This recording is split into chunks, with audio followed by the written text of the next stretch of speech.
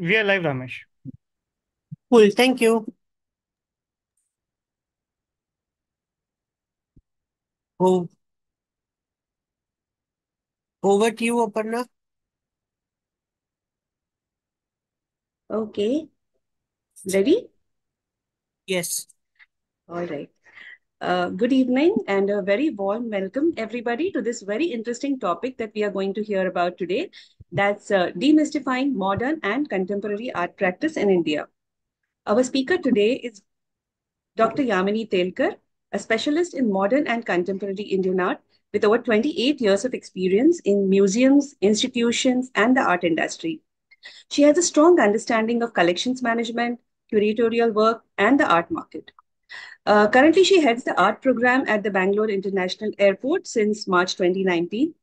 At BIAL, she has conceptualized an art program, organized a symposium on public art, managed a diverse range of projects, including curating artwork for the airport, the Taj Hotel, and the suburban railway station on the airport campus. In her previous roles, Dr. Telkar has been Senior Vice President, Collections Management and Research at the Delhi Art Gallery. She has been Associate Vice President, Head of the Jaya Hai GVK New Museum at Mumbai International Airport, among several of her other roles. A strong understanding of collections management with a Masters of Philosophy from the a Masters of Philosophy focused in art and aesthetics from the Jawaharlal Nehru University, Delhi, an MA in Ancient Culture from the St. Xavier's College, Mumbai, and a BFA from the JJ School of Art, Mumbai, is the wealth of experience that she comes with. She has also taught at the JJ School of Art and the National Institute of Fashion Technology, Mumbai.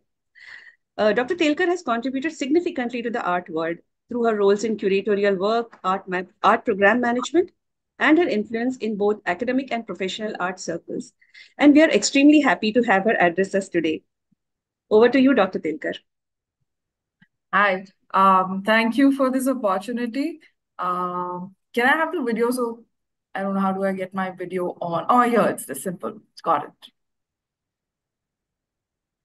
So first of all, I'm not doctor, I'm just Yamini Telkar. I did my MPhil and nothing beyond that. But yes, I do have 30 years of experience in the realm of the art world. That's why I'm speaking here. I'm quite excited about today's session because I've been on the other side of the room, always listening to the fantastic, lectures and talks that have been organized so far. So I'm very happy to be talking to, my colleagues here and, some people I know. So it's a great evening, I hope, that we'll have today. So I do have slides. It's a long presentation, but it's art, so it's going to be visual. And I'm going to take you through the whole journey of art practice in India, leading up to today. But it's not easy to understand why things are happening the way they are happening in today's context. So I'm going to step back in time and a little bit longer time. So it starts mid 19th century, say 1850 onwards, right up to 2020. So it's a long stretch of time. And I hope to cover everything and give you a brief, idea. And even then, it's just going to be an introduction or a brief, smattering of information of what comprises the world of modern and contemporary art. First of all, I think the reason why there is so much of confusion or misunderstanding in this thing is we, the people in the art world, are responsible for this. What do I mean by that? We tend to use a lot of jargon. We beat around the bush, and that's an occupational hazard we have. So I have been making a conscious effort, for the past decade or so to move away from that and make it as simple as that. So today is also a lecture that's going to be as direct, as simple as possible. If I can wrap it up quickly, or I'll try and wrap it up quickly, we can have a Q&A. Or if you have some burning question while I'm talking, just put it in the chat box. If I am able to read it at that point, I'll take it forward and discuss it. Or hopefully towards the end, definitely I will have it. So without wasting too much of our time, I'm just going to start with the, with a PPT.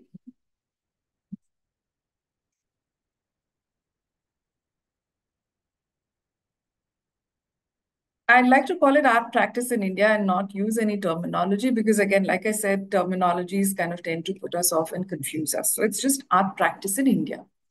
Like I said, the period that we're going to cover is from 1960s onwards, 1860s to the 1960s. I'm going to break it up into smaller, chunks so that it becomes easy to understand the flow or the structure that you're going to look at. So the first is going to be a longest stretch that we're going to do, which is 1860s onwards up to 1900. I'm going to cover a whole range of things in there. Then we have the second, which is 1900 to 1930s. Then we do a shorter period, which is 1940 to 1960, which is like the most intense in terms of what's happening, how things are changing rapidly. And then from 1960 to up to 2020 is what we're going to look at. So why did I choose the point 1960s or 1950s? One, because it coincides with two major events. One, which is an international or a universal one that happened, which is coming of the industrial age, which is especially concentrated in Europe. You have many changes, innovations that are taking place. One is the setting up of the industry, industrialization, which is again a back history of saying that why industries happen, change in modes of transportation, and coming of photography. I picked up on these three things because these three things have a direct bearing on what we're dealing with artwork. So this is not to do with history, it's not to do with the larger picture, but my point of reference or my window of looking at the moment of changes are happening is how does it impact art and what is the changes that we see in it. Hence, I picked up on these three things, saying that these had the maximum amount of change in the way artists behaved, artists painted, and how their art was consumed. So what are the changes that happen? The steam engine one, changed the way you look at things around you. For instance, if you're used to traveling in a cart, a horse cart, or a bullock cart, the world around you goes in a very leisurely pace or maybe a little faster. But if you're in a steam engine, it's like a rapid pace. With coming of photography, what happens is that if a photograph can document your likeness to the T, then what is the role of a painter? Why is a painter going to labor over a portrait painting or a landscape painting that takes him hours to do when a picture at that time maybe did it in a day or two? These were the questions that were coming in mind. Also, with the coming of industry, life itself as the new changed. People moved from the rural into the cities. Cities were getting, taking shape. When you live in a city, when there's industry, you're bound by time. Think of the movie Charlie Chaplin, Modern Times, and what that represents for people of that particular era. When it comes to art, or when this change is also kind of happening in India. It's not kind of how should I say it? It's not removed from the world situation, but they happen at different times in different places. Like in India, you can see it in Mumbai, you could see it in Kolkata, you could see it in Delhi, Madras. So it is something that is not fixed in time, but kind of happens at different places at different times.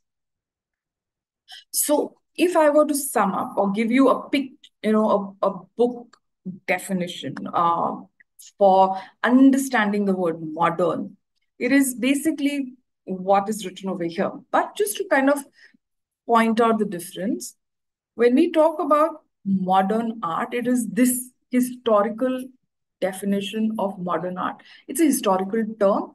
It occurred or happened between a particular time period, which I have defined like almost a century long, because different countries experience modernization of their cities at different times. So it was not like at the same time every country, every city had it, but it's a process and it's a continuous process. It happens at different places and different times. So today we live in modern times in terms of the modernizations that happen. But when you talk about art history or what art practices, it refers to that particular moment from 1860 to 1960 when artists were painting in a modern form. So we'll keep coming back to the terminology, but just to clarify, the modernity or modern times is different, but modern art or modernism is an art historical term bound within the specifics of time. Okay, we will come to it when we're looking at it, or we can even take a little question and kind of figure out what it is. So there are three things that kind of pop out from here. One, which is, rejection of the styles of the past. That's an important kind of thing to say, that they're rebelling against something. They're rebelling against the past because what was represented in past in the art and what they wanted to do in the modern times are different things. And also that there was a lot of innovation in the technology itself. Like, for instance, if we talk about things like, with the coming of the mobile phone, internet, things changed rapidly.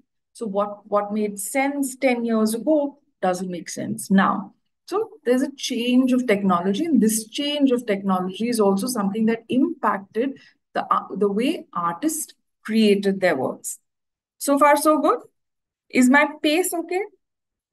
I'm just asking because if you want me to slow down or go over something, I can do that. It's fine, ma'am. Okay, fine. Super. So just to say what the changes are or what the thing, first I would like to take technology. You know, previously when artists were working in studios, think of Vermeer or Leonardo or any artist or even a miniature painters, they had to start from the very beginning, which is like even making their own paint. So the paint had to be ground, you had to mix it with oil. You had to, there was no factory. Like, you couldn't go to the shop and buy a paint. Like today, you would go to an Itsy Bitsy or a Camden store and buy paint. You couldn't do that. You had to make your own paint. What that meant was that they had to be within the confines of their studio making their paint. So at the most, they could do it, in these leather bags or portlies, and they could store it for some time, but it didn't have a shelf life. But with the coming of industrialization and new technology, paint started being available in a metal tube, and that changed everything. That liberated the artist from the studio. They could go outdoors and they could carry their paints, they could carry their easels, sit in bright sunlight and paint. And that was like a wow moment for everybody. And that is what a painter like Claude Monet did. He painted landscapes exclusively, and he was amazed and fascinated with the thing of changing light. And he did many paintings. And just a little bit on that, he did a painting called Impression Sunrise. And from that, the term Impressionism kind of stuck into that group because they were making impressions of what they saw, because they were traveling faster. They had the means to paint what they were seeing in a very quick manner. So that's one technological change that helped artists move from a different way of painting, which was in the studio, to come out of studio, paint in what is known as the open air, and create paintings that had a different kind of light. The other change that happened, which I said, was about rebelling against your past. So if you looked at portrait from the 18th century, it was hyper realistic. The skill of the artist was important as to how well he could not only capture the likeness of the person, but how good he was at depicting textures. For instance, the cotton of her fabric, the way her hair is curled up, how the light falls on her, the leather, the flooring. You could admire these details and you could really enjoy it, and that defined the skill of the painter. Cut short to something like this, which was painted, late 1890s. It's a portrait. It's a portrait of a woman. But what is the emphasis on? Is it on her clothes? You don't know whether she's wearing silk, cotton, or what. You don't understand. You don't know what her hair is like. Over here, the artist is, emphasizing on emotions, on the emotional aspect of it. Now, why could he do that? Think about it. If this was your portrait and somebody gave you the option of saying, like, do you want the one which is realistic on the left, or do you want something which is bright and colorful? You would obviously, I want to look like this, I want to look pretty, right? Why did the change happen? Because there's a change in patronage. This painting was commissioned by somebody who was, wealthy, wanted to document the beauty of his wife. Obviously, the ask of that particular commission was to make a pretty picture.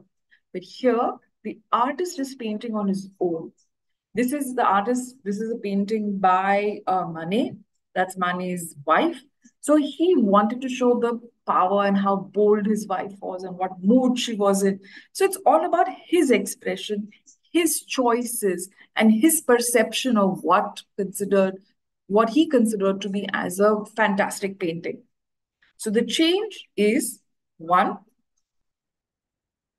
the the reason why he was painting. It's no longer commissioned. It's his own choice. He had his own free will to paint the way he wanted. And he was driven by a thought process.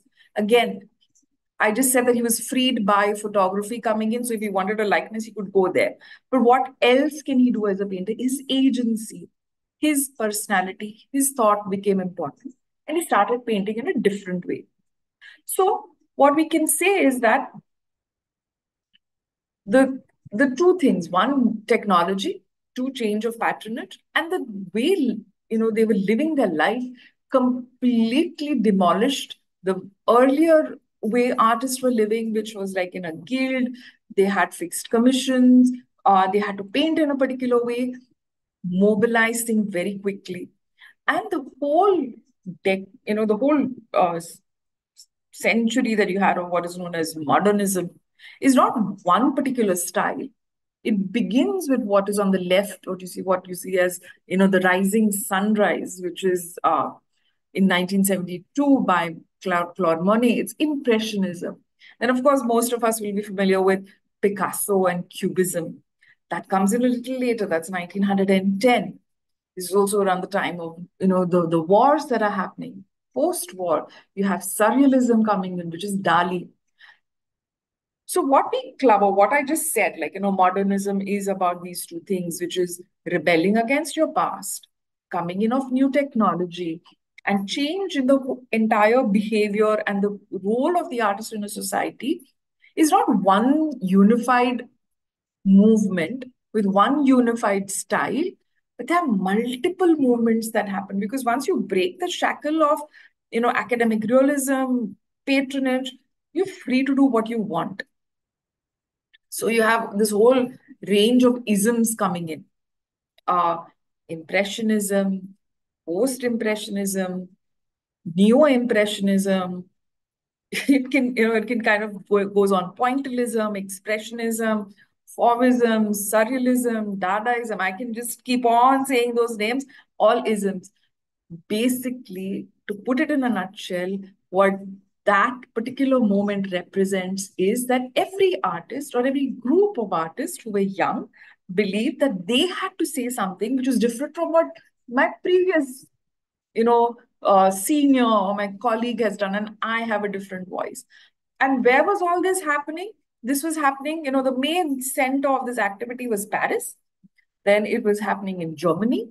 Then it moved to Italy. So it's all in Europe. And the focus is on Europe, or art history has looked at it only from that particular perspective. And from here, it kind of spreads across, or, it has its own life that takes place.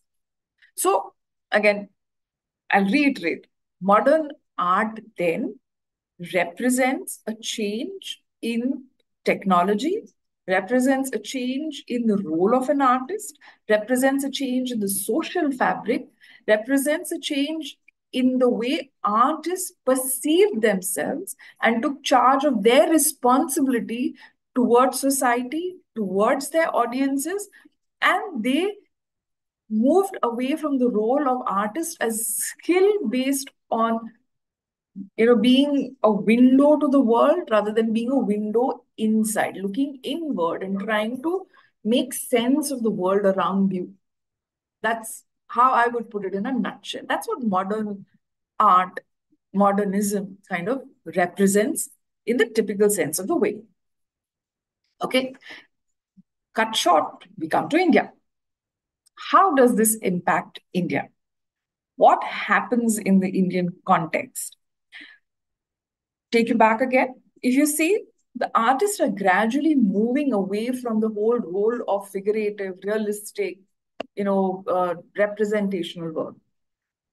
But if you look at it in India, the art practice or the art forms that we've had, be it miniatures, be it your Chora bronzes, you look at it, Indus Valley civilization, terracotta, you look at day-to-day rangoli, kolam, you look at our textiles. Have we ever been bound by this whole thing of we have to make the man look like a man, make the tree and the man relate in its context? The art practice in India was based, again, at the cost of kind of, being extremely reductive and, oversimplifying it. It was never about how things appeared, but it was about how things were perceived. It was not like somebody wrote like a manifesto and said, this is what Indian art should be about, but it is something that evolved and came about. This does not mean that you won't find examples of, realistic kind of looking figures. For instance, the bronze in the center, it is, I would say, highly realistic, and it follows the whole measurement system. It is in proportion. It has rhythm. It is, how should I say? It captures the concept of the human being or a person or a man that is kind of there. But there's a slight difference. What happens is that in India, we see that whichever the form, I mean, I've taken diverse forms from diverse time zones. That's the beauty of art, right? I can just kind of bring in things and put them out of context, but yet try and make sense. Because the point that I'm trying to make is that for the artist who is kind of, being inspired or is looking at the West and thinking of the whole moment of modernism and fighting away from realism, he doesn't have that. He doesn't have what is he going to rebel against? He's going to rebel against things which are already not following the Western academic format. That's the heritage that the artist comes from. Then what happens? How are things panning out in India? What happens during the period of, I said, 1860s to up to 1900? What goes on over there? What happens in our country at that time is, like I said in my brief note that I sent out, saying that there's a whole lot of different changes that are happening in our society also, but in a very different manner. We've always had influences, or we've been open to cultures from which are not from the region, and we've been imbibed them. That's not the topic of our discussion here, but it's a moment where the 1860s is a moment where the things are getting intensified, again looking from the lens of how it impacts the entire trajectory of art practice in India. The changes that happen is, one again simple way of looking at it, because this particular moment of artistry is being kind of revisited and looked at from a different perspective altogether, because this was never looked at in great seriousness. We don't have as many books or as much of scholarship on this domain. But what is happening is that the people are re-looking at it in a different direction, in a different perspective. The the second half of the 19th century is when, again, the artist experienced loss of patronage, because the courts, which kind of had the ateliers, had studios, were commissioning portfolios, were commissioning paintings, were kind of dwindling. There were different kind of pressures. The funding was different. The social fabric was changing. Artists had to innovate. They had to find new ways and new means of living. It is also one thing that we have to bear in mind is that the idea, the artist's the romantic image of the figure of the artist was kind of lost in his own world and dream-like, which is great, which kind of applies to people today. But this concept of the artist as an individual existed. We do have named artists throughout the history of Indian art, but the artist was also part of a guild, was also a part of the master painter who was there. So it was a profession like any other, and they had to find a job like a weaver, a carpenter, an artist, a terracotta person, a brick maker. So that was very important for them. So when you take the patron away from the equation, then the artist is left to fend for his own, and he has to find newer professions.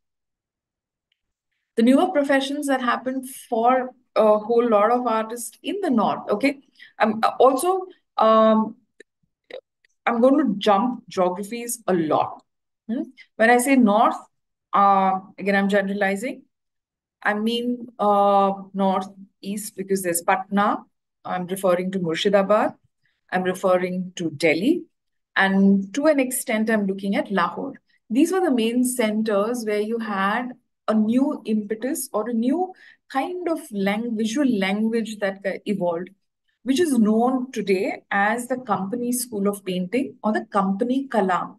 As the word kind of has it, company is what? The East India Company.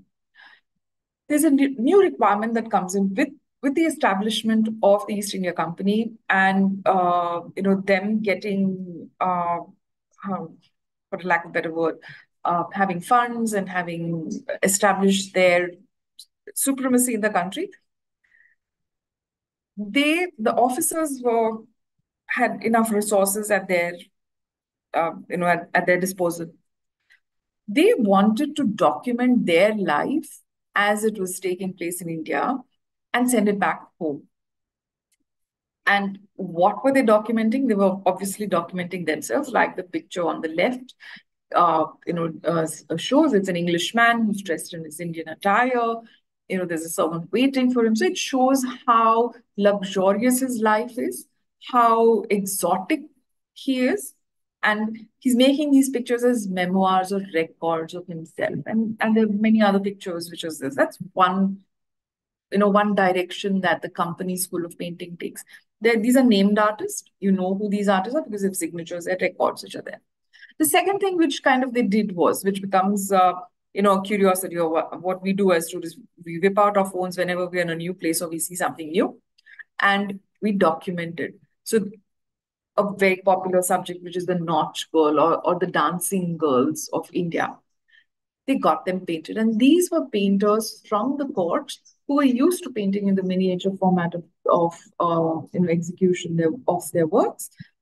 But the Britishers had a different perspective, they had a different taste. So they tried to bring in a different understanding. So if you see over here, there is this thing, there's a line of horizon, there's perspective that's coming in.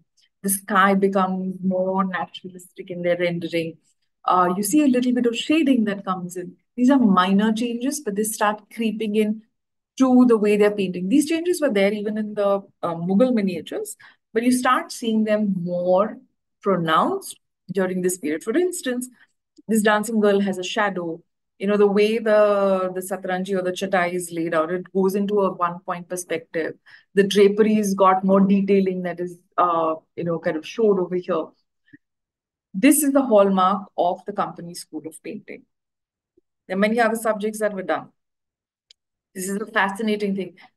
From Murshidabad and from Patna, we come to Tanjar. We know that Tanjar had your typical Tanjar paintings that we're familiar with, which is of Krishna, which is on the raised surface with gold foiling happening, semi-precious stones put in there. But here's a different, again, adaptation of the Tanjore artists, adapting to a newer requirement. Again, the same traits. You see, shadows that are there. They give a line of horizon. The clouds, though the attempt is not as great, but it's a beautiful pattern. And you look at multiple paintings, you'll always see this, snake-like line in the center, which indicates there's a cloud and there's a sky. That's the trope that they follow to show the different things. And interestingly, it's always a man and a woman because these are more like it's a study of people and different professions. So this one is called A Brahmin and His Wife.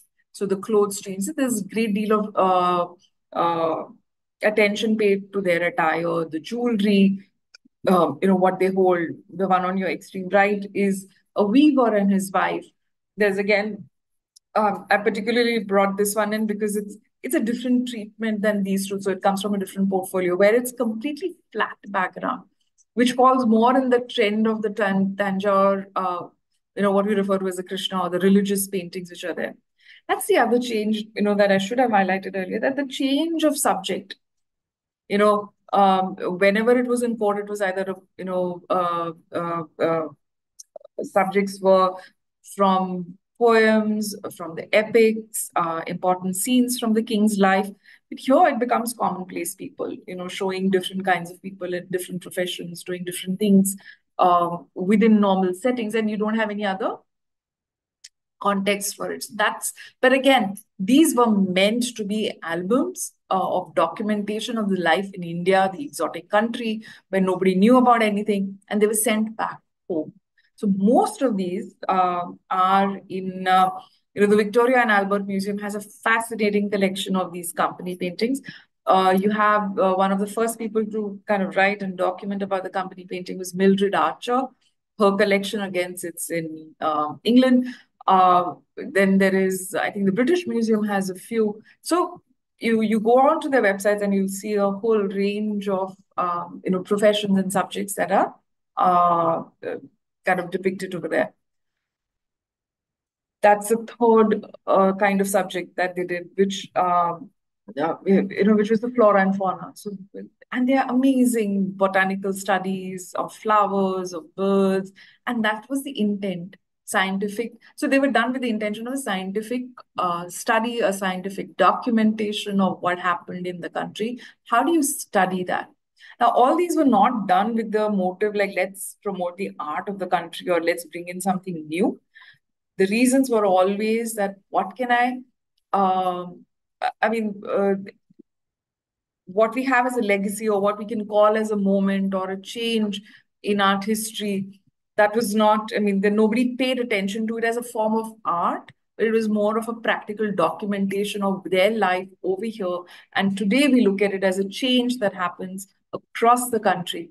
Even in Pune, there was, existence of the company Kalam in a very different manner. One of the earliest art schools, if you can say, was started in Pune. There's no record of it, physical record of it, but it's documented in books. Charles Mallet started that school. We come to a different direction.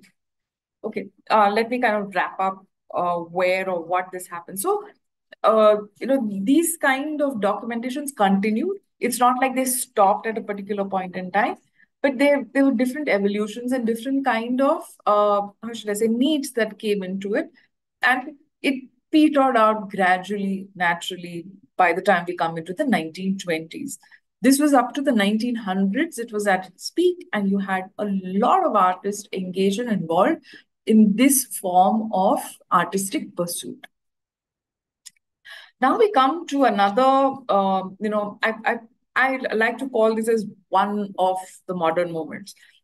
Just to pause over here, when you talk about the modern moment in India, it's never possible to say that, oh, this year it happened or in this place it happened, and that was the moment of modern, and everything changed from that point on.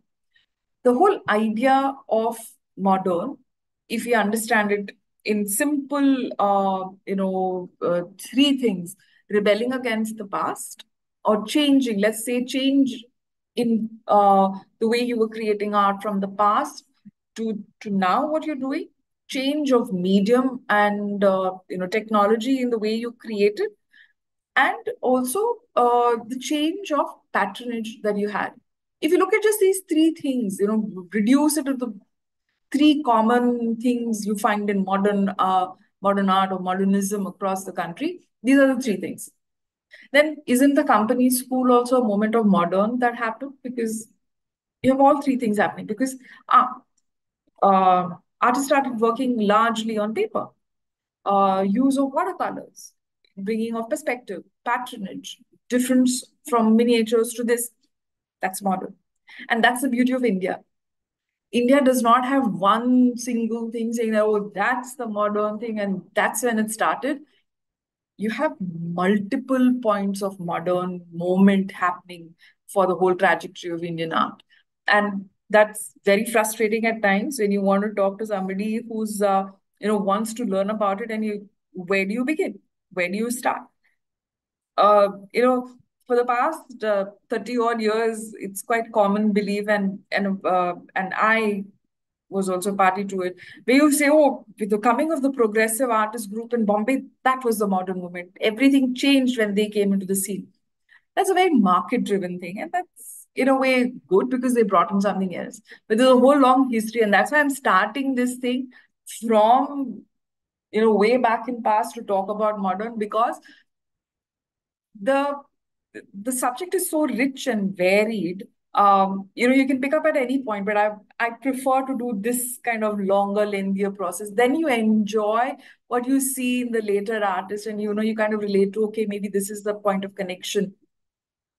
So India has multiple modernities. India has multiple points in time that you can have modernities, and people responding to it differently. So this is one where it is again quite innovative. This is Kalighat, okay, Kalighat paintings or Kalighat putts, as the name gives away. It's Kalighat, which is in Calcutta. Now, again, a very interesting thing happens over here. What is happening in this particular moment? Calcutta becomes, for the British, their capital city. It starts around late 18th century. They say, okay, it starts evolving and I think takes full shape, former shape by the time you're in the first quarter of the 19th century.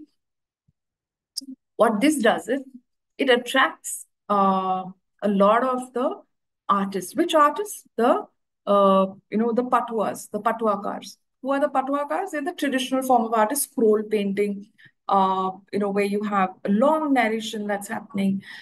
They sing along with it. They paint on fabric. Now, again, a new city comes up. It is urban. It is, full of people.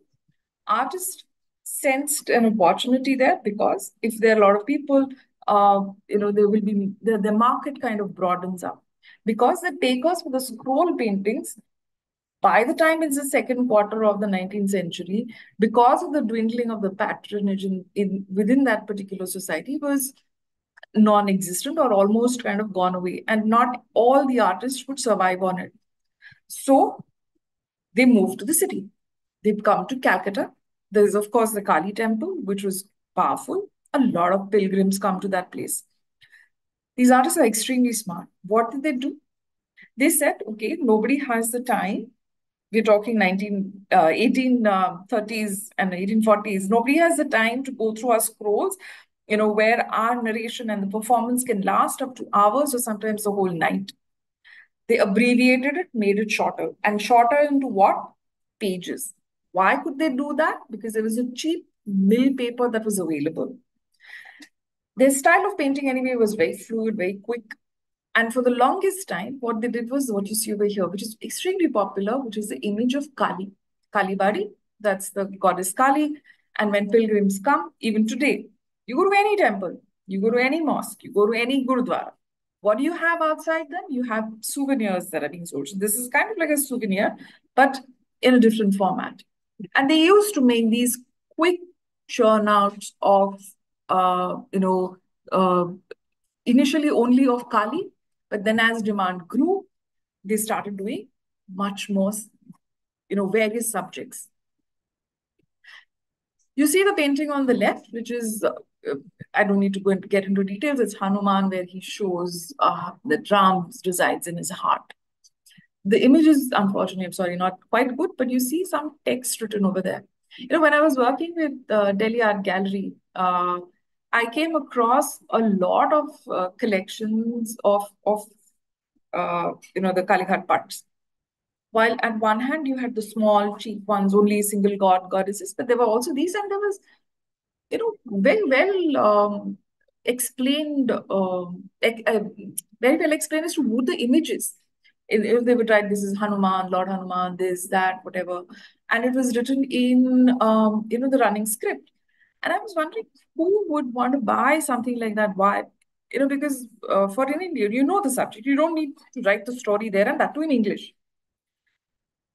Then I realized and found out that what you see on the left is not for the local consumption, but this was the missionaries who were commissioning these artists to make images of gods and goddesses of India, writing their explanation and sending it back home. Why were they sending it back home? They were sending it back home to England to garner donations from the people, saying that, look at what these people are praying to. These are the kind of gods and goddesses that they have. These are their beliefs. We need to convert these people. We need to show them the right way. Help us with the money. And you have paintings after paintings after paintings of these kind of images.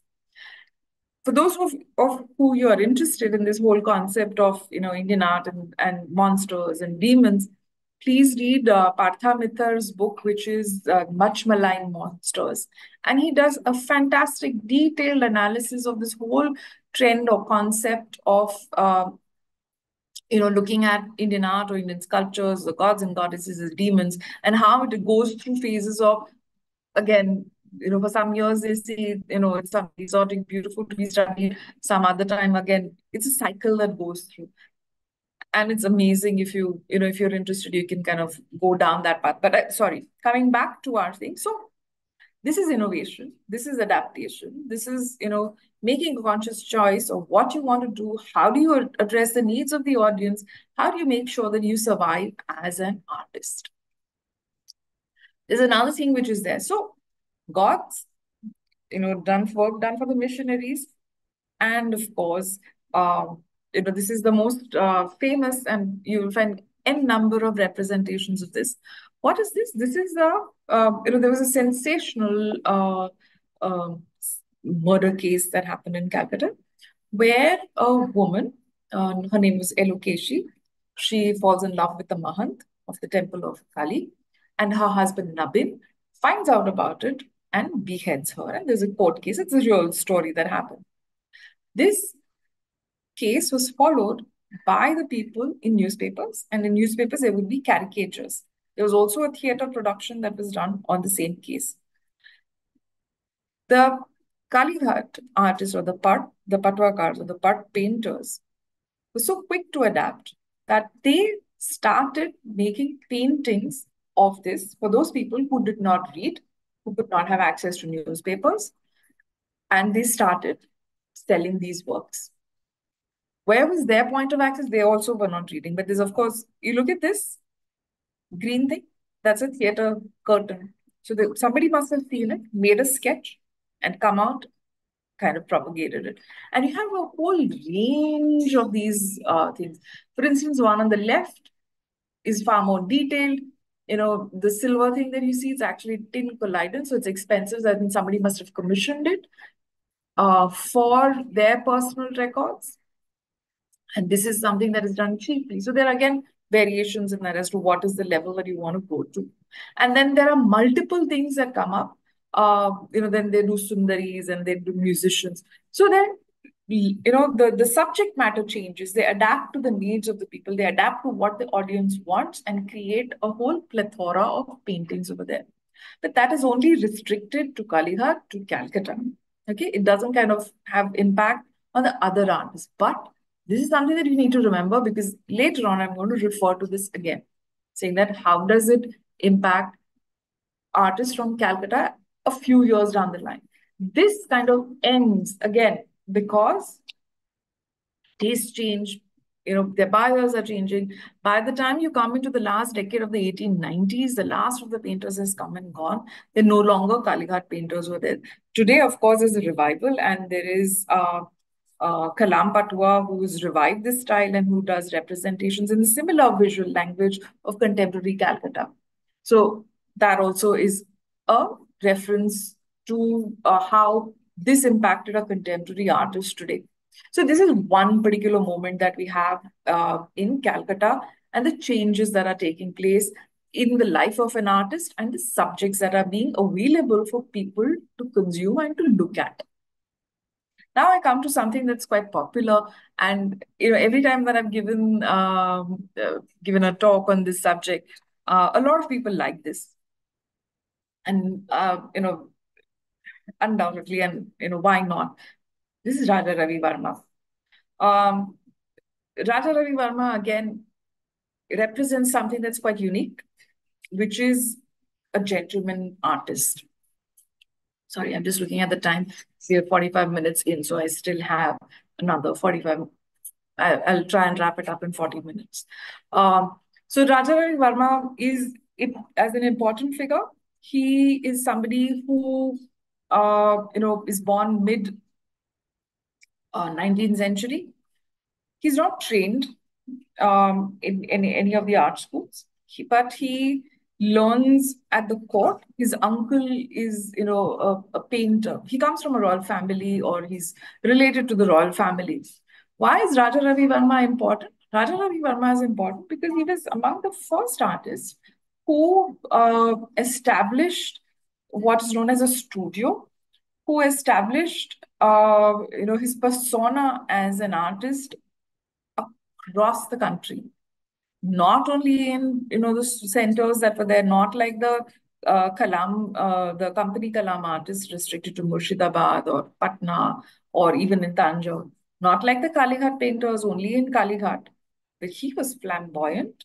He was, painting for the courts. He began his career in the court of Travancore. He actively sought commissions. It's not like commissions came to him. He had appointed agents who would make representations for him. The Diwan Madhav Rao Tanjar was his great supporter, who got him commissions with Sayaji III in Baroda, who also made recommendations for his paintings to be sent to Vienna. He had another representative who worked for him and who got him commissions in the court of Rajasthan. He had somebody who got him commissions in Mysore. So here is an artist who's extremely aware of his, what he needs to do, how he needs to do it. He would charge, fees which were unheard of. Just to give you an example, if you look at this portrait, which is actually a portrait of Seth Mulchan, which is on the left over here, this portrait would have cost this gentleman in let's say about 1880, 70, a good amount of 500 rupees. That's a lot of money. That was the kind of fees that European painters would charge anybody to pay. As a comparison, an artist in Calcutta to do the same kind of work would charge 300 rupees. So this was the kind of, how should I say, status that he had built for himself. There was an aura that he had seen, and he was known as the salon painter because he was aware of what was happening in the West. He had a desire to be the best. He had a desire to excel and create something for himself. This is very unusual. Why? Because he comes from a traditional family where it was unheard of anybody taking up a profession. Why would you take up a profession was questioned. Two, why would you take up a profession like an artist? Because traditionally the role of an artist was with the guilds, and which was quite low down. So that was again a big no-no. But he had, that's genius. You don't know, I mean, there's not enough information available as to why he chose to do something, but he did. And he created, that benchmark, and he actually opened up the horizon for a whole lot of artists after him to come and paint in this manner. Yeah. So this, again, three things apply over here. He took up oil painting versus the previous two examples, which were on paper, which were water-based colors. He went to, academic realism, which was not existent earlier. He changed the way an artist, he created an identity for an artist. So here is an example of the modern moment using the same three markers, but completely in opposition to what was happening in Europe. He used academic style. He used oil on canvas. He used the traditional form subject matter to create something that was new. That's, I think that is fascinating for any artist to kind of do that. And he was taking on established, and also, mind you, every court had on their payroll a court painter. And for Ravi Varma to go in and say, I will make the painting, is, something else. And he did that. So that's the beauty of this whole thing of the awareness that, oh, I'm an artist and I need to do something and I have to be the one. So much so, and also he was quite smart. Every time he would I don't know how that happened, but he did it. Every time the paintings that he was given a commission on went into the court, he would have a public viewing. That's fascinating. And there were lots of people who would come and wait in queues, to look at his works. That happened in Baroda, that happened in Mysore. He got into a business partnership with a Gujarati or a Marwadi, I'm forgetting, a businessman in Bombay, and he set up a printing press. He was not the first one to do so. This thing, was he the first? The first ones were in Bengal, in Calcutta specifically, where printing was being done. I think my next slide is that, yeah, where printing kind of, chromolithography takes off. That's new technology. And initially, the prints of, they would make the oil paintings. The oil paintings were sent to Germany, and they were made into prints, brought back here, and mass consumption. Raja Ravi Varma's prints were one step better. He had a better technology. He set up the press in India. He got a German technician to come in and stay here and create his prints. And they became extremely popular. Do I need to say the print on the right of Saraswati? I mean, I went to GD School of Art, and we had this print in our departments, and even anywhere that you go, this is a very common print that you will see. It became that popular that till date, it is something that is referred to. People may not know the name of the artist, but they know this is Saraswati. And that's how we started imagining our gods and goddesses. Unfortunately, white-skinned, fair, with the 8-head model and not your, which is a Greek measurement scale.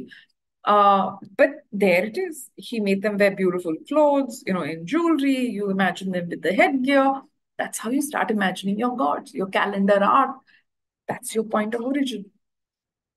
But it's reached far and wide, and it helped people imagine their gods, treat their gods in this particular format. This is what was happening even in Calcutta, the Pune Chitrashala, where they had, again, a lot of prints that were coming. So printing press was the game changer. Why? Because it made art accessible, maybe not as art, as gods and goddesses, but you start imagining, you're fed a kind of visual language that becomes part of your psyche when you start thinking about certain things and you start drawing it, or you start looking at things around you. And it becomes something that you just take for granted. And that's what happened with all these prints which were there. Before I jump into this, I just want to kind of, take a step back. I'm now kind of going to move into the next phase of our changes, which is 1900s to 1900 to 1920, about a short period of 20 years. But there's another thing that has happened which I've not touched upon, which is the setting up of the art schools. In Bombay, we have the Sir G.T. School of Art. In Calcutta, or Kolkata, you have the Government College of Arts and Craft. In Chennai, you have the Government College of Arts and Craft.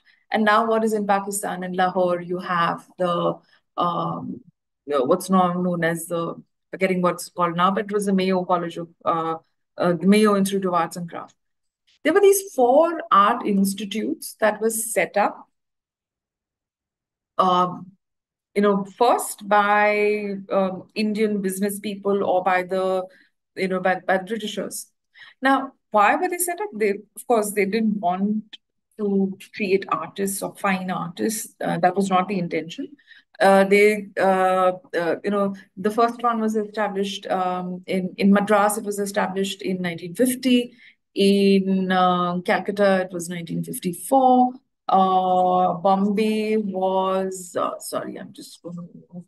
Bombay was sorry 1850. Sorry, I say 1850. 1854, Bombay was 1856, and Lahore was 1875.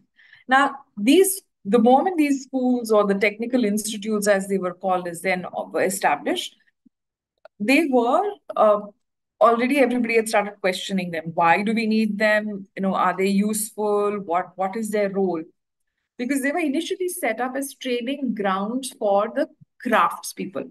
Now that's where the flaw lay, because in India you have the traditional system where it's hereditary, it's transferred from father to son. It's also tied in with caste and your the social taboos of who sits with whom and how do you transfer that knowledge. They would not send their children to these art schools. One, two, it was in the main center city. Most of these crafts till date are in our rural areas. It's an expensive thing. So a lot of mismatch in what was their thought, what actually happened, and who actually came to the art school. Most of them were free initially when they started up to attract students, but gradually what happened was that you had as they were called, the elite boys who joined, especially in Calcutta. It was the Bhadralok or the English educated, the upper middle class who sent their children there, where there was no need for them to kind of earn a living. In places like Bombay, it was the Parsis and the Pathare Prabhus who sent their children there, and largely boys who came to learn. In Chennai, Madras, it was always they didn't have a fine art department. It was always about craft. So that was they had weaving, they had metal craft, and they had woodworking. Lahore was also more into craft. This network, uh, for the first 50 years, was almost at the brink of being shut down. Kind of continued because there was the local wealthy merchants kind of stepped in and gave it funding to run it, because they believed that uh, if there was education and if there was new technology introduced, the craft that was created or that was being produced would enhance. None of them had the intention of creating artists, fine artists, or sculptures. In fact, for the longest time, the students from all these art schools were made, especially in Bombay, I can tell you that they were employed even while they were students to decorate the buildings. So what you see as VD Station, the municipal building, the Crawford Market, not so much the university, but most of the buildings around, they were done by the students of the art school. So the intention was craft, uh, more than art. But over a period of time, by the time 50 years had elapsed, it became a center for fine art learning by default or by a twist of fate. And it continued to remain, and it was never shut down. All the artists that I've spoken of till this point, none of them I have referred to are from the art schools because of this reason.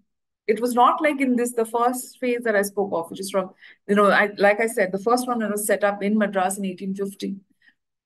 But the innovation that was happening, or the art ecosystem that was existent, was outside of the art schools. There were a few students who did kind of come out and did work. Like for instance, with Raja Ravi Varma, you had M.V. Dhurandhar, who was a student of JJ School of Art and who kind of trained under him also and set up his own studio, was a teacher. That's a different trajectory that kind of took place. So the real impact these art schools have starts from the period you have in the 20th century. It starts, the questioning starts, or there is enough critical mass, so to say, that kind of emerges from these various art schools to make a difference in the way art was practiced, the way art was perceived, and then the questioning, then which triggers another set of questioning that happens, saying that, what are these guys doing? Because the kind of education which was being offered in this place was a cut paste of what was being taught in South Kensington, which was in London. They taught the same things without adopting them to the social, circumstances, to the tradition or to the heritage which was there. So you had to learn things like, um, you know, uh, how should I say, one point perspective. You had to learn Greek design and Greek architecture. Uh, I studied at Jesus School of Art, and we have all these, plaster cast, life-size plaster casts of Greek sculpture, Roman sculpture. The entire art institute is peppered with them, and that's how you learn, and that's how, yeah, you never questioned it. Of course, now you think about it, but then you just kind of went with the flow and said, "Oh, this is what it is," and that created a separate set of questionings, which in the next phase I'm going to kind of refer to, which is this particular moment. Okay, so far so good. Yes, ma'am. All good. Okay, fine. I am not able to see any chat, so if there any question that comes up, we'll take it later on. But I just want to kind of, take you through the entire presentation. So, now we're looking at the period of 1900 to 1920. Okay, this is the period where you have, again, I'll take you to, our point of activity or main center happens to be Calcutta. Okay, in Calcutta, you have two people who start to question what's happening in these art schools. One is the principal of the school, E.B. Havel, and the other person is, Abanindranath Tagore. It's get very now. It's all interesting about very quick changes, very quick thought processes that kind of come into play over here, where they say that great, we have an art school. I've been teaching the students to work or think in using the Western model. But what about their tradition? What about their roots? How does it kind of pan out?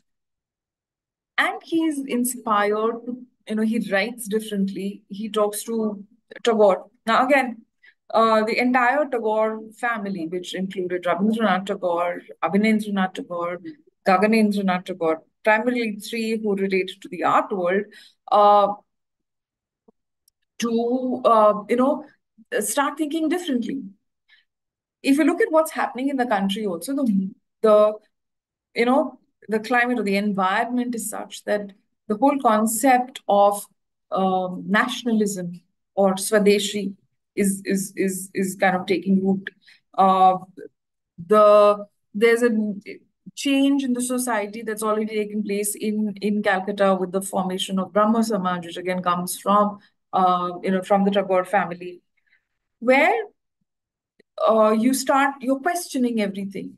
There is also the exposure to the Far East, to Japan, and how Japan is kind of dealing with Western thought and the ideology of the whole East as one unit. Why does this happen? This happens because, again, Rabindranath Tagore is the giant or the towering figure, where he's bringing in these new thoughts. He is making people question about it. And Abhinendranath Tagore picks this idea up in for the way art is being perceived or art is being taught. Certain changes that happen. First of all, like I mentioned, there were art schools that were established, where there's another thing that kind of comes into play over here. How do you access art? I mean, today, if you want to look at art, of course, apart from your online presence, what do? If you're in Bombay and you want to, have a great evening with art, you possibly go to Jahangir Art Gallery, or you go to any one of the galleries which are there in the city, and you look at art. We're talking about a time of 1900s, where the concept of an art gallery did not exist. You could, the Kalighat parts were there, but they were on the streets, or what the company Kalam or the company school was happening was with the British officers who were commissioning them. What Raja Ravi Varma or his contemporaries were painting was primarily in the court. You had one little window of viewing, and that was it. One important way of for an artist to showcase his work, because trust me, anybody who's an artist wants to show his work. That's why he creates. He's expressing something and he wants people to look at it. He's not just happy like making his work and putting it in his studio. He may not want to go out, but he wants his work to be seen. There has to be a avenue for him to express, to show, to receive praise, to receive comments, to do something. That's an inherent need of an artist. Okay. What used to happen was that you had these things known as the art societies or the art clubs. Again, this is a concept that comes from the Britishers. As a hobby or as a time pass, as you could say, there were a lot of these clubs that were formed. Bombay had the Bombay Art Society. In Calcutta, there was the Calcutta Art Club, there was a Madras Art Club. The most important or the most significant one was the Shimla Art Club, because that was the summer capital, and that was the time when largely the wives of the officers would paint and showcase their exhibition, and awards were given. While this, then it kind of gained momentum. So while this was happening, the questioning started within the Tagore family and largely in Calcutta of what does it mean to be an Indian? That thought process then gets transferred into the art school, into Abanindranath Tagore, who is an artist. And they say that we, as a country, have to take charge of ourselves. We have to represent our tradition. Okay. And what was the idea of tradition for them? The idea of tradition was something like this. What does this look like? It looks like something that's done on watercolor. By the way, this painting was done by Abanindranath Tagore in the year 1905.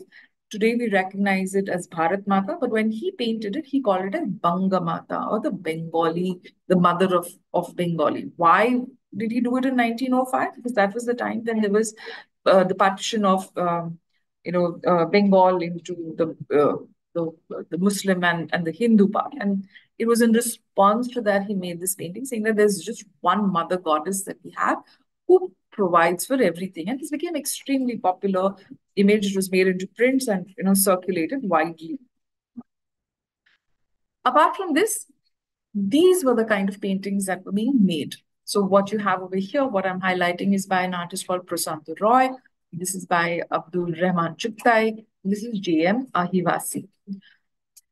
What these paintings represent is basically, again, to put it in a nutshell, for Abanindranath Tagore and E.B. Havel, to be true to your country, to be true to your heritage, you had to look back to what was the art that was being created. And their point of reference was the miniatures, particularly the Mughal miniatures which were there. And they said that as an artist of this country, where we have so much of, how should I say, literature, our subjects should derive from the epics. So they use the subject of the epics and also from history, the Mughal history, and they made paintings on paper, which were watercolors. They're beautiful lyrical lines and lovely colors. It's known as wash technique, which is inspired, or the technical thing comes from, based on the Japanese technique of watercolors, but this is something that they devised it on their own. And they would show this in their homes and in the exhibitions which were there. While this was appreciated and people said that's great, because compare it to this, which is, when you compare a painting like this, which is on oil on canvas, which is academic, which is realistic, three-dimensional, shade and light, you have something new, which is so different, which is almost like, a soothing, calming kind of an effect that comes in. And they, but there was a problem in this. Now you may say, Yamini, what's the problem in this? It's great to look at, and there's nothing wrong with it. The problem that happened with this particular style of painting or this particular thought process was that the intentions were great. The intentions were to inspire people to think national. Their intention was for people to look back at their heritage, their literary traditions. The intention was to, the use paper, use watercolor, which appeared more Indian than oil on canvas. But the challenge was that this is something that could be understood by somebody who knew miniature paintings, by somebody who knew the stories, by somebody who could decode the meaning of these things. To a larger audience, these were lost. They had, it didn't resonate with them completely. Does it tell you, if I were to take this painting out of context and just show it to you next to a Mughal miniature, you would think, it's from that particular heritage. It's nothing to do with, 20th century India. That was the challenge which existed with these paintings, because they were seen limited in their impact. They did not resonate so well with the youth of that particular time.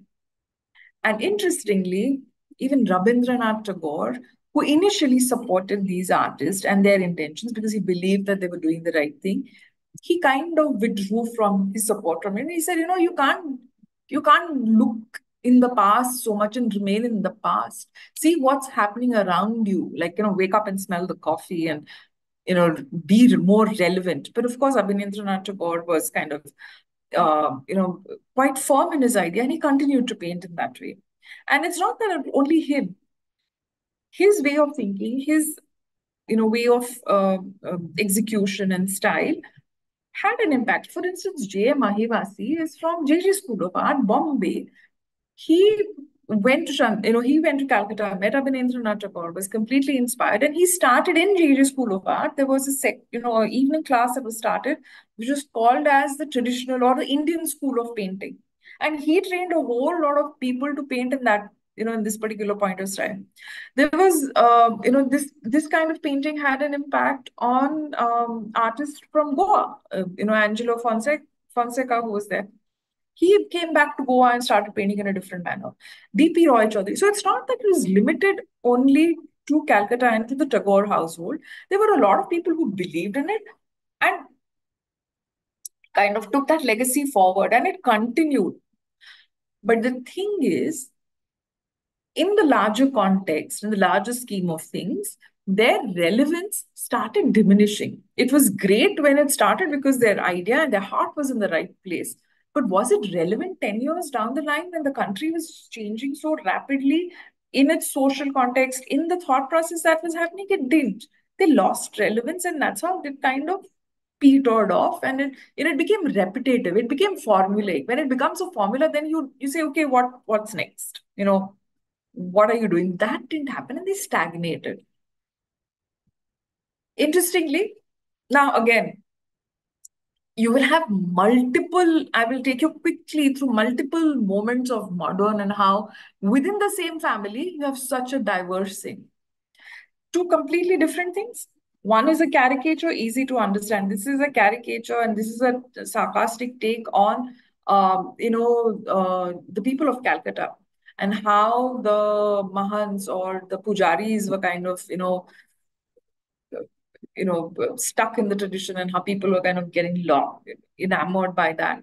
And on the right, you have something that looks obviously cubistic and done, but it's not even cubistic, but it is cubistic. Both these works are by one artist. That is Gaganendranath Tagore. Gaganendranath Tagore is Abhinendranath Tagore's younger brother. And he staying in the same house, did not agree with Abhinendranath Tagore. And he went on doing these caricatures for the magazines to, awaken the people and say, this is what you need to kind of do differently and look at you and don't fall in the trap. Gaganendranath Tagore was also exposed to a lot of Western movements. He had access to books. He he had a take on the Cubists. Now, this is not again, this is the other problem that I will raise when we go later, saying that what is an inspiration, what is an influence, and what is plagiarism. This is an influence because he doesn't cut paste the same thing. He doesn't cut paste the subjects. This is bright and colorful. Cubist paintings are not. This is not so much of fragmentation of the subject, but it is kind of using a form to play with the concept of light onto the work. So here is an individual. This is not a movement like you have followers doing what Gaganendranath Tagore is doing, and it's a movement. It is an individual doing it. And here's the change that happens, that at times you will have individuals leading change in the way art is done and consumed. Then you'll have groups, you'll have individuals. So it's a medley of things. And it's happening at the same time. And it's very exciting. That is for me. Uh, so this is what Gaganendranath Tagore in the same. Can you imagine the same house? One brother doing something as romantic and he's lost in his own world, and the other one so contemporary and so with what's happening in society and doing a different thing. And you have Rabindranath Tagore, who for the longest time was, of course, Nobel laureate, writer, poet, theater, everything. He got into art, or his art was brought into the forefront when he was almost 60, uh, late in life. He never was interested in pursuing a career as an artist, but Rabindranath Tagore was somebody who was well traveled, knew what was happening, and he in fact showed his art first in Paris, then in London, in Germany, and last in India. Why did that happen? When he was in South America, one of his, the hostess saw his works, saw this work, which is known as calligraphic erasures. Basically, what he would do, it's not like, he started painting one fine day and it started. He was already dabbling in things, but not in a very serious manner. It's like, sometimes when he was just sitting and doodling, that's what he was doing, but he was doing it in a slightly more evolved manner. So one style of his is what is known as a calligraphic erasures, where he started joining the things that he had kind of knocked off from his text, and it evolved into something like this. And this was something that came out first. And there was this lady said, like, wow, this is fantastic. This needs to be shown to the people. And then his journey starts, and he starts showcasing his works in various things. One is this. Second is when he's inspired by masks of uh, lack of a better word, primitive or Oriental. Basically Native American from Africa, which was also the point of inspiration for Picasso, for Modigliani, and a whole lot of other artists in that same period. So he was living in the same environment, right? He was traveling. And of course, you have these bright, beautiful paintings, which he did on small, again, on paper. And he had moved away. Look at the three different ways of painting in the same period, each one committed to the cause, each one having a very definitive way of presenting what they believe is right for that particular moment. This is a call to go back to your roots. This is a call, again, he's saying, look at your society around you. This is a very individualistic creation.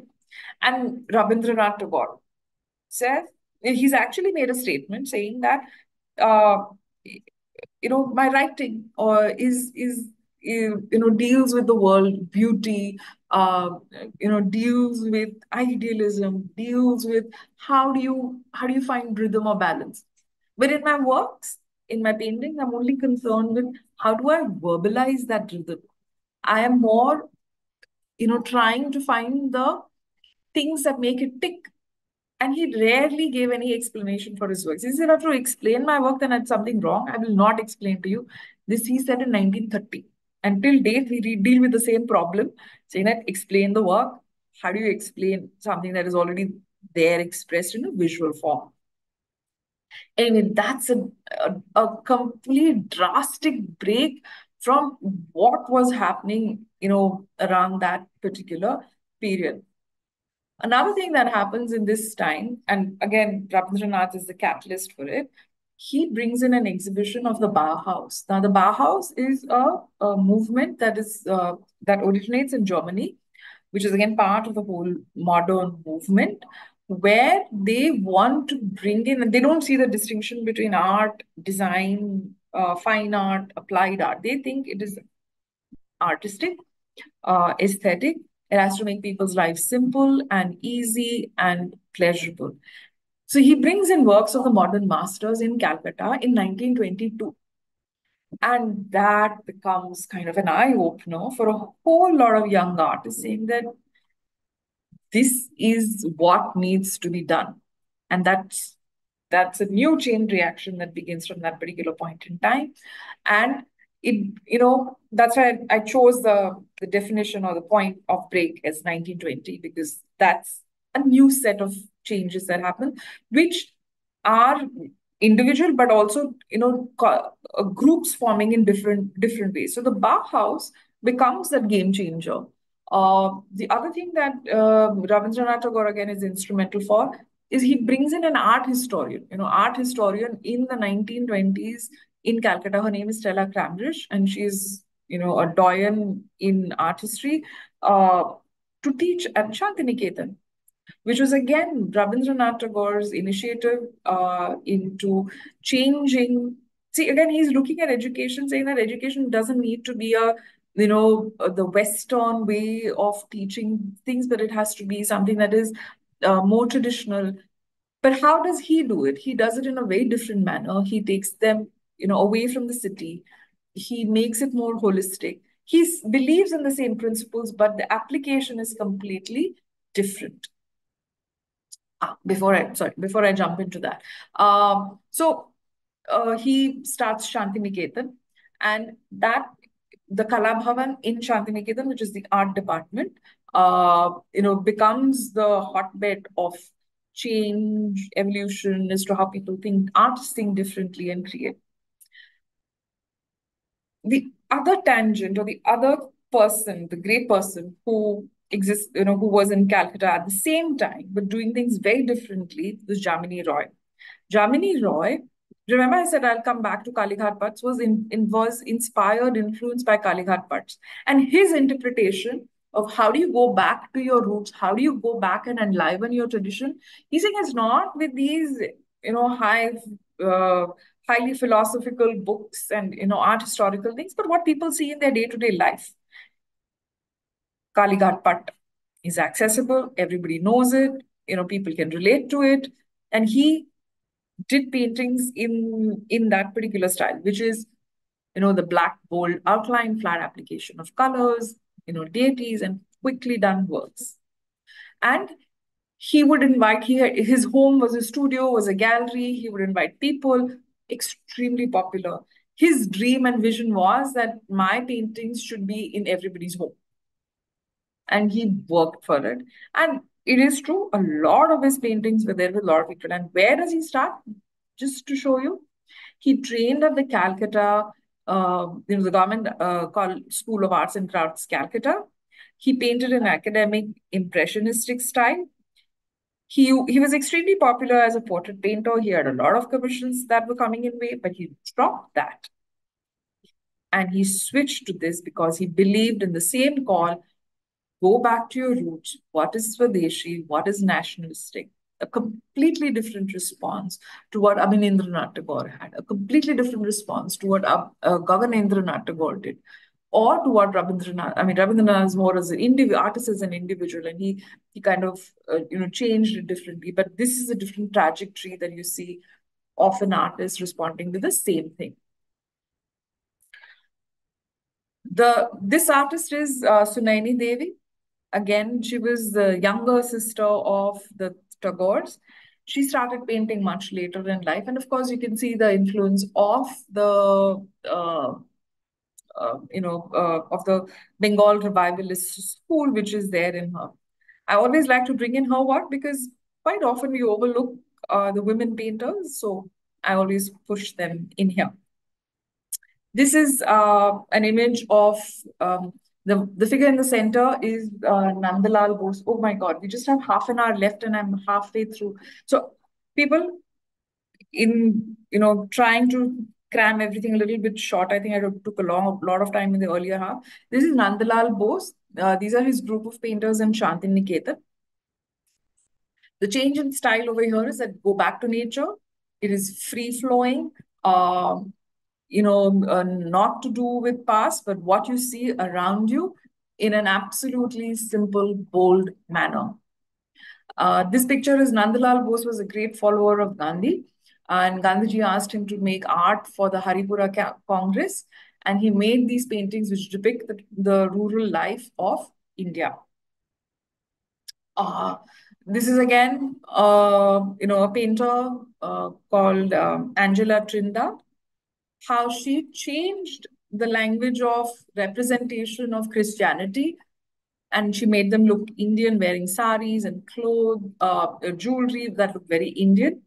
She also did paintings in another style, which was again, see, Cubism, but she called it Trindadism because she did it herself. And her logic of using the triangle was that it is a trinity.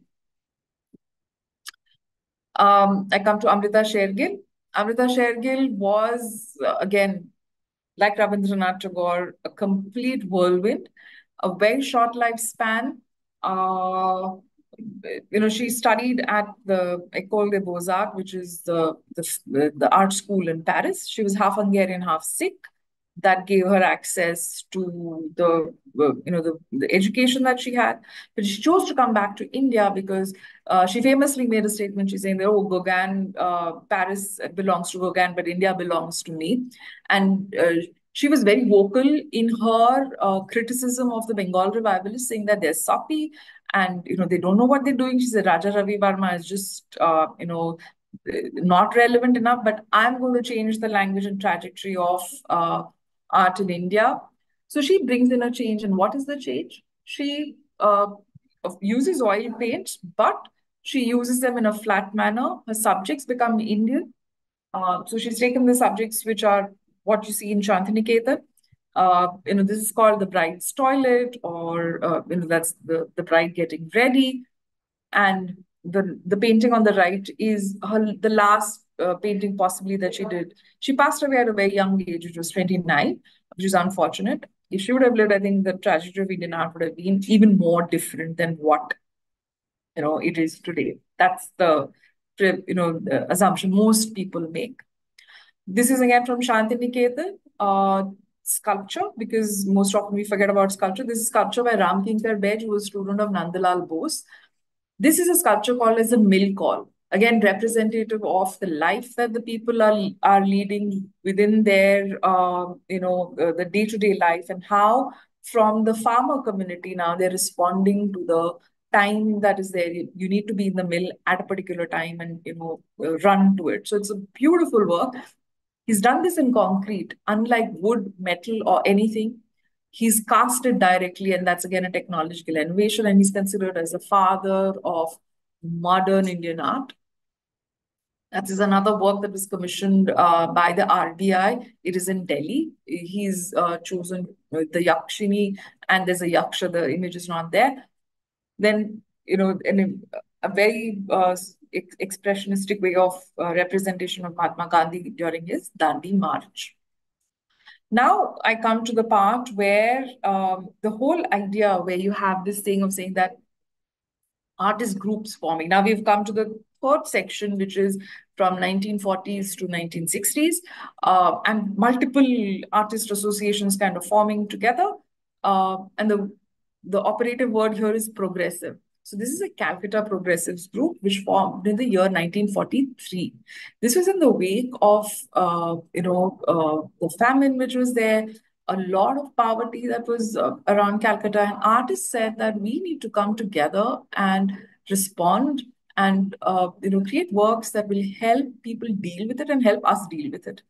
And they believed again, and they have publicly said that we cannot continue, because till the 1940s, like from the 1910s, 1920s onwards, for 20 years, there were a lot of artists painting in Abhinandananath style. See, we cannot be living in La La Land and say that, oh, India's past is great.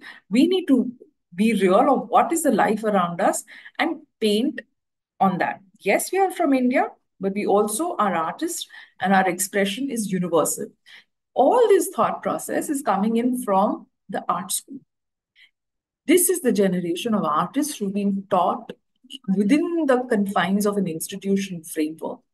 This is also a time when there is a lot of literature and books that are available for them which talk about these things. This is also a time when artists have traveled overseas, studied in institutes abroad, and come back and have access to information.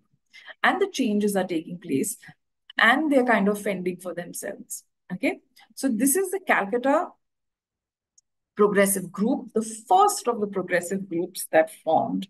So it is it is not true that the Bombay Progressives were the first one, because they formed in the year 1947 and these guys were formed in 1943.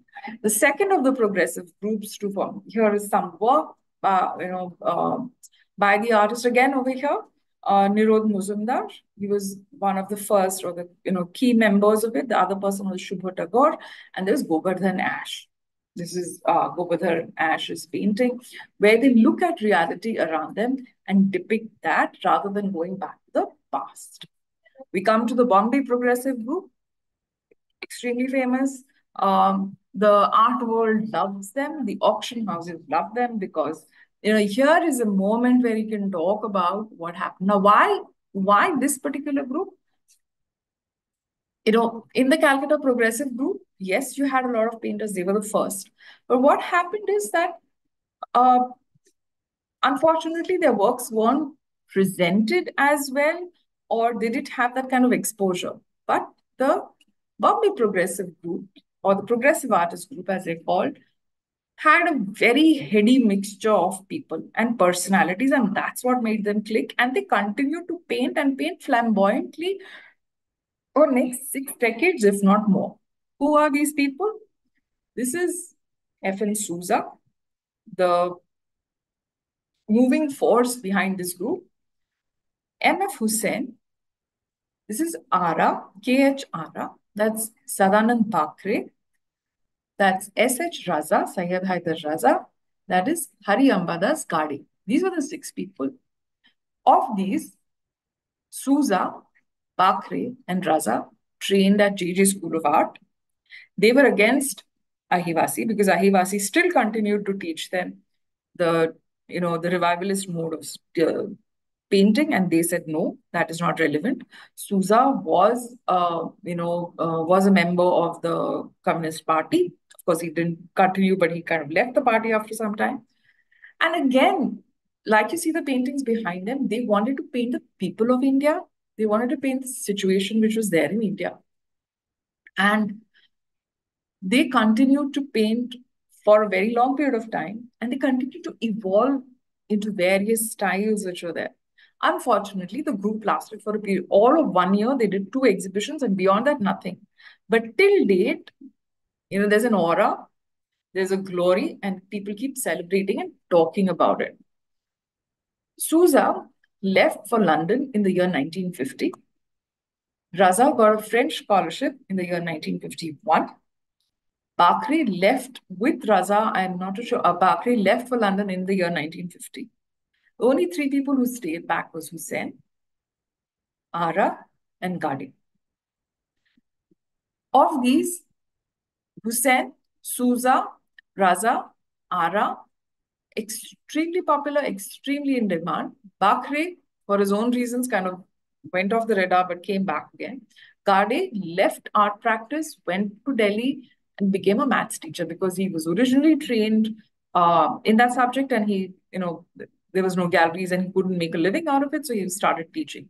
He continued to paint. I'll take you through some of the paintings. I'm not going to go into a detailed discussion of their art because then we'll have to be here forever. So I'll just take you through the images of all these three artists, and you'll know what kind of work that they did. And I've particularly chosen works only from the 40s and maximum 50s and not gone beyond because it has to be relevant to what, the whole moment, that 1940s moment, and what was the kind of works that they were doing. So this is Souza.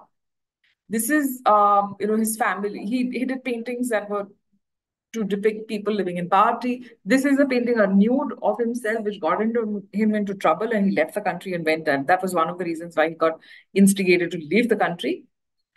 Uh, these are his paintings again from the 50s that he's done. He he made a famous statement. He says, I paint man as they are so that the gods who created them know what he's created. I don't create paintings for people to feel happy about it. This is Hussein's painting. This is a painting called The Man. The painting at the bottom that you see currently hangs in the Tata Institute of Fundamental Research. It was commissioned by them. It is called Bharat Bhagya Vidhata. It is 14 feet long. Again, some of his famous subjects, the horse, which is from the 50s, the spider and the lamp, which hangs in the National Gallery of Modern Art, Raza and his landscapes. Raza, I've gone a little bit into more detail because, what you see today is his abstract works, but he began painting landscapes, and the landscapes kind of evolved into what he's doing today. So you see a realistic landscape, kind of an expressionistic, where you just see smatterings of the landscape, to this, which is complete fragmentation of the known form into something that is abstract. Again, his iconic works, which fetches, like the work on the right, sold about 8 years ago for 16 crores. This is K.H.R.R., two subjects that he painted all throughout his life and on paper. This is a nude subject, which is repeatedly, done in multiple poses, and still life. This is Sadanand Bakre, a sculptor, but because there was lack of funds, he moved to painting, and again doing fantastic paintings. He lived in London till about 1980, and then he moved to Konkan, of all the places, and then he said, I don't want to be a part of the art world. This is Gade, did landscapes and then moved to something that was very non-representational or abstract. Okay, a question. We could stop here because we've covered a whole lot of the modern, and if there is any questions, we can do that. Or I'll just rush through something. So Ramesh or Gupta ma'am, if you can tell me what you would like to do. I'm sorry, I got excited and I just kind of went on talking and did not make it shorter. I thought I had lots of time, but obviously not.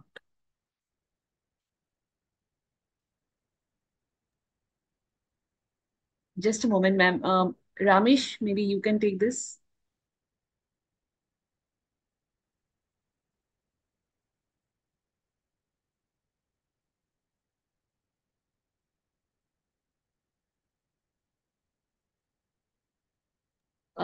I think, ma'am, we can continue and we can take the questions maybe in another 10 minutes or so. Okay, fine. Thank So, like the previous section, again, it's not that in Bombay you only had the Bombay Progressives and people painted only in that umbrella.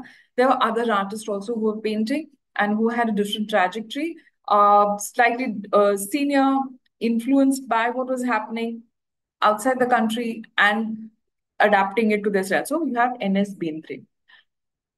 What I have done, in the form of representations of the images that I have, is I've taken something that is the earliest of the works, the earliest of the styles, and most representational, most iconic of the styles. For instance, N.S. Bendre, this is what he did while he was, at the beginning of his career.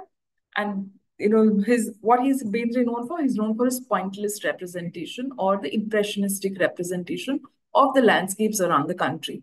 Bendre was also a teacher in Baroda, and he had a great impact on how do you paint, how do you see. And his form of Impressionism, if you notice, is not in that particular style, but He chooses to paint in that manner because he believes that will add more depth to what he is doing. Some of the subjects that he painted, how he interpreted the whole thing for his choice of subject. So again, the subject is music, musicians, people from the rural areas. Another artist, Hebar. Now I've only stuck to artists from Bombay. I'm not looking at the whole country, otherwise it would get even unwieldy. So K.K. Hebar, again trained in Bombay, highly acclaimed realistic painter. This was showcased in the Bombay Art Society, and this is his other very iconic work, which was the construction workers of Bombay. Dance was another subject that he painted quite profusely. He himself was trained as a dancer. He trained to dance because he wanted to paint a dance. That was the kind of passion that he had. Another artist interested in dance from Bombay and a Parsi, Shaivaks Chowda. His wife was a dancer, his daughter was a dancer, so obviously dance was an integral part of it. And I think it's important because NCPA, the Tata Theatre has these three large murals. Shaivaks Chowda was a painter for them, and they, look at the scale of them, like how he painted. Now, these are the drawings that he did for those murals. I found this photo and it's very telling and very interesting. This is a landscape which I showed you an image of. That's Raza with his landscapes, that's Souza with his painting, and that's Akbar Padamsi. I'm introducing a new figure over here. This photograph was taken when all the three of them were in Paris in the year 1952. So even while they were abroad, away from their home, they were kind of working together, interacting, and giving and sharing a lot of ideas. Akbar Padamsi, trained at JJ, though was part of them, was never actively claimed himself to be a progressive artist. And these are his works which are there. So this is, a new figure, landscape, and a different kind of landscapes. What you'll notice, or what I have been saying so far, is that landscape. Landscape becomes a common trope. But the difference is, how are they deconstructing the landscape, or how are they presenting the landscape? And that becomes different. So it's not a landscape to make a pretty picture, but landscape becomes their tool to convey their idea. So here it is about color, it is about composition. So you're not, I'm not telling you which city it is. I'm not telling you what the name is. But what you have to look at this painting over here is the play of color. How has it composed it? How does he use a thing of a spiral in a vertical format versus the other one where you have the domed structure, where the color is not about what he saw, but it is about the entire compositional value that it brings in for the particular painting. You can't tell whether it is day, night, winter, summer. You don't know where the streets are, nothing. So the landscape just becomes, a point of entry for the artist to create something different. And what happens is then that subject becomes immaterial and they start doing something which we call as abstract, but it's actually non-representational is what the artists prefer to call. So this is known as a metascape. As metascape, what does that mean? It means it is metaphysical, it is something that is spiritual, it's a landscape, but a landscape which is in your mind. Another important painter, he's a filmmaker, Tayyab Mehta. He's important because it was his painting in the year 2002 that sold for 1.5 crores, and that became like the biggest moment and changed the entire landscape of art. I mean, the entire world's perception of Indian art, that Indian art can be sold for 1 crore of rupees. And the painting that's not the one that sold. It was called as Celebrations. It was in the Times of India collection. It was bought by a Japanese man. This is another important painting of his, which is called as Shanti Niketan, which is now currently hanging in the National Gallery of Modern Art.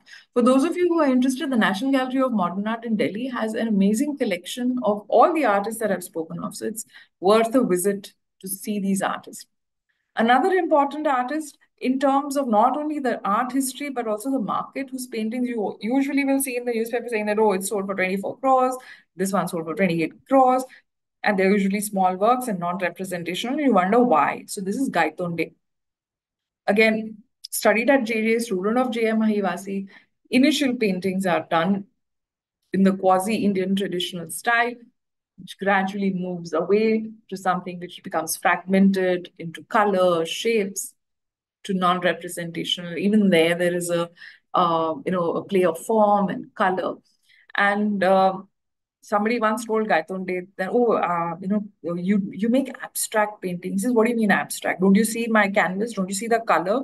If it is there, if it is real, what is abstract about it? I do non-representational art. And that was the most he spoke. After that, again, he never spoke about his work. He says, if I have to explain, and most of these artists feel like, why do I need to explain? If I had the words, I would write the words. This is my way of expressing. Again, something that sold for, if I'm not mistaken, this sold for about 18 crores.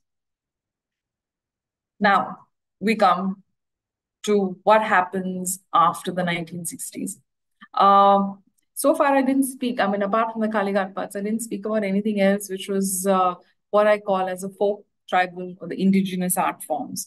The 1960s onwards, that also starts becoming important because there's a need, because there's not a need, but the artist community, or the people who feel that Indian art is more, there is more that's happening in our villages. There is a lot of ways of expression that also needs to be brought into the forefront. So there were people who were given scholarships. Bhaskar Kulkarni is one who was an artist, but who worked in this space of identifying artists. So he would actually go to the villages in Thane, talk to people, identify artists, and one such artist was Divya Some Mashe. He had his first exhibition in the 1970s in Chemold, and then from there on, the next was straight in Paris, and then in Germany, and he shook the entire art world and the art community with what he did and how he changed the perception of, again, what is Indian art. I've been speaking now for so long, almost 100 years. One question that is common for each of the decades or most of the artists is this thing of, as an artist who's painting in India today, who am I answering to? Who am I? Should I look at, and these are the two questions that come. Should I look at my tradition like Abhinendranath did, go to the past? Or should I be universal like the progressive artist did? They're saying that no, we are artists living today. We are exposed to a whole lot of experiences to the world. Why should we limit ourselves when we dress differently, when we are aware and live in a different environment? That these two questions continue to be a part of the artist's works till date, and you will see that happening all throughout. This is an artist called Pilu Pochkhanwala. Pochkhanwala Road in Worli in Mumbai. It's after her. She was a Parsi lady. She came into art much later in life when she was in her 30s. And she revolutionized the way sculpture was made by using scrap metal, which was considered to be a big no-no. Another Parsi gentleman from Bombay who took to art much later, Adi Davierwala, worked in wood and in metal, again scrap metal. Badri Narayan, an artist who was not trained. Now, interestingly, all these three artists that I've just showed you did not train at JJ. There was what is known as self-taught. And they created a language that was so different from what was happening within that thought process. They were more material-driven. They were exposed to different thought processes. And they created works that made a difference. Like Badri Narayan worked with mythology, but presented in a very different manner. Another popular artist from Bombay, B. Prabha, trained in JJ, was working with her subject was fisher women and women in general and their plight in life. And she became extremely popular, even not only while she was alive, but her popularity continues to date. No auction catalog is considered to be complete if you don't have a painting by two artists. One is B. Prabha and the other one is Jamini Roy. You may have other artists may come and go, but these two standard in the auction catalog. Just open up and you will see it for yourself. Different influences and different way of looking at tradition, which is Tantra. Prabhakar Barve trained in JJ, went to Banaras, and it had a profound impact on him. He was an astrologer himself, that he could do the Kundalinis. When he went to Banaras, he had a different experience. And for the first, for almost 20 years of life, he created works which were based not on the Tantra as it appears in the books, but derived the inspiration of forms from there. And from there on, it kind of gradually went away. And he did works, now, which is a landscape, but it is a landscape that is not your traditional landscape, as in tells you a space or gives you an indication of which city or town it is, but it's a landscape that is more for you to engage with and create your own story. So it's like a mythology, mythic, imaginative landscape. This is what you would say abstract or non-representational. Prabhakar Polte, JJ School of Art, professor there, and was, heavily into philosophy and created works like this. His contemporary from JJ School of Art, Nalini Malani, again, extremely celebrated across the world. She has retrospective in Centre Pompidou, which is in Paris. She was awarded the John Muir Prize, which is the Lifetime Achievement Award. And the list of awards goes on. What is that makes her work so appealing and so important? One is that she looks at the whole life of a woman from the feminist lens, and she talks about different references. So she talks a lot about Greek mythology that comes into her work and how it relates not only in terms of mythology, but it relates to her life as a woman. It's a very personalized storytelling that she does. What is interesting is the media that she uses. So she will do work directly onto the wall.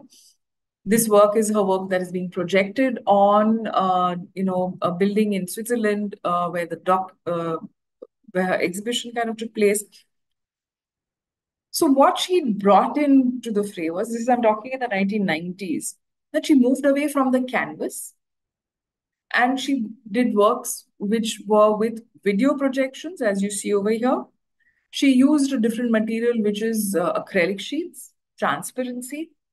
She did performance, not herself, but she got different dancers and artists to enact her work. So her work leaves the surface of your traditional canvas or paper frame, and you are surrounded by that work. And that becomes extremely thought-provoking, engaging at one hand, or it is so overwhelming, you don't understand what's going on, and you say, I don't know what it is, and you walk away from it. And that's what happened to me when I was a student, and her work was being shown at NCPA, and I went there and I was like, I don't know how to deal with this. I don't know what this is. And I am an art student, right? I am in that environment. It took me quite some time to understand what she was doing. And then I started saying, okay, this is what it is, and this is how it needs to be looked at. And I think that's where the shift happens. And I think this becomes your moment of contemporary. It shifts completely from the questions that were dealt by artists, till the 60s, which was to do, they had the baggage saying that I'm from India. How do I deal with this thing of being an Indian? Do I embrace it and, limit myself, or do I embrace it because this is what I am comfortable in and I paint only in that? And then I have to sit and explain. Or if I've embraced something which is not from my immediate surrounding because it's not lived experience over here, like for instance, Bendre. Bendre looks at what is Impressionism. Do I have to justify myself saying that, oh, I looked at it in this way and this is how, but it's not a copy of that, but it's inspiration from there?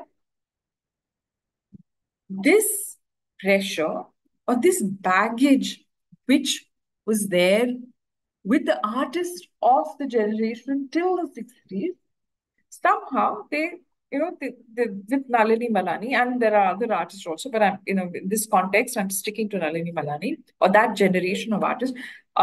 She was born in the year 1946, interestingly. So by the time it's the 60s, uh, they take a stand. They're unapologetic of being Indian, of taking inspiration from sources which are from the world, and they make it their own and they express themselves differently. The expression is not necessarily all artists are doing things like that. They still paint, they still sculpt, but the shift that has happened is in the perception, in the confidence that they have, and in the legacy that has come to them. There is 100 years of legacy of artists across the country dealing with these things, dealing with the same questions. And now they answer back in a completely different manner. And that's the moment of contemporary. That's where your whole thing of the modern ends, the modern art ends, and your contemporary begins. Yeah, Ma'am, if I could interrupt, we need to spare some time for the question and I answers know. also. Yeah, okay. So, um, I mean, this has been a fascinating talk, and your passion for the subject is not just palpable, it's contagious. But since we I have know this it's time 7:30. restriction, But no, I think we've stopped at the right moment. The next thing is just images. I can just share it with everybody if you want the presentation and they can go through it. But that I would be think great. I've made my point as to where modern and contemporary come. So I'm open for questions. Thank Yes, I appreciate everybody's patience and listening so quietly and not stopping earlier. So great. thank you so much, ma'am. There are a couple of questions in the chat window, if you can see them, or if you would like me to. No, I'll just chat window here. I got it. Uh, yeah. So Jayashree's asked a question saying, isn't Ananda Kumaraswamy and his art criticism very important while discussing this topic? Jayashree, there are many people that I have left out because this is, it can't be an in-depth discussion. Anand Kumaraswamy ties in with what Abhinendranath Tagore and E.B. Havel were trying to do. Stella Kramrich's inputs and Sister Nivedita for that moment are very important to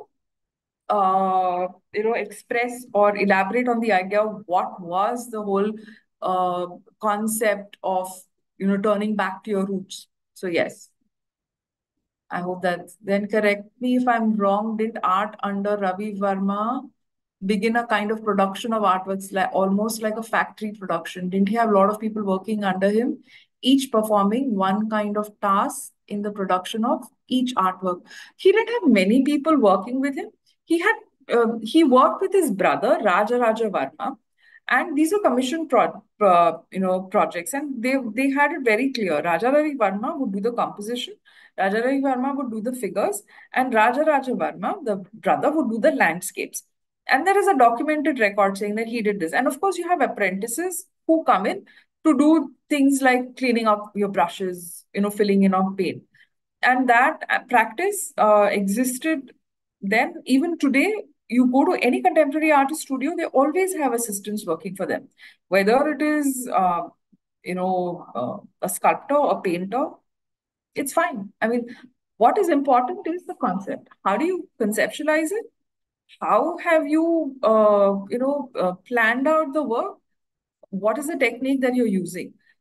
Execution is the skill part of it. So that is fine. I hope that answers your question, Jayshree. You can jump in. Ma'am, there's one more question which has come from a viewer on YouTube. Akshay Jain wants to know the Malabar squirrel that you showed is from which period and what year?